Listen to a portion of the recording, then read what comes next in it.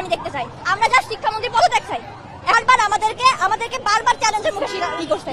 এই বন্যার মধ্যে আমাকে মজা মারতে পরীক্ষা দিতে গেছে, এখন পরীক্ষা নাকি বাদ দিয়ে দিবে। তো আমাদের কষ্টের কি মূল্য? আমরা কি পরীক্ষা দিছি না?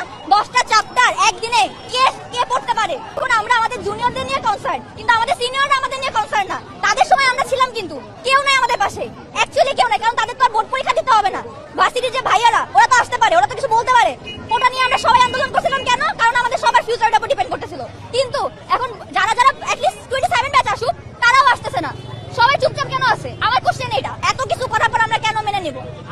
কোন অভিযোগের ভিত্তিতে আপু, ঠিক ইন্ডিভিজুয়াল কোন অভিযোগের ভিত্তিতে আপনি শিক্ষামন্ত্রীর পদত্যাগ দাবি করছেন? আমরা জাস্ট বন্যায় পরীক্ষা পিছানো না। আপনি সবকিছু করেন, অবজার্ভ করেন। আপনি সবকিছু অবজার্ভ করেন, সবকিছু মিলে আপনি বলেন উনি সুস্থ মস্তিষ্কের মানুষ কিনা, উনি স্ট্যাবল কিনা, আপনি এটা বলেন।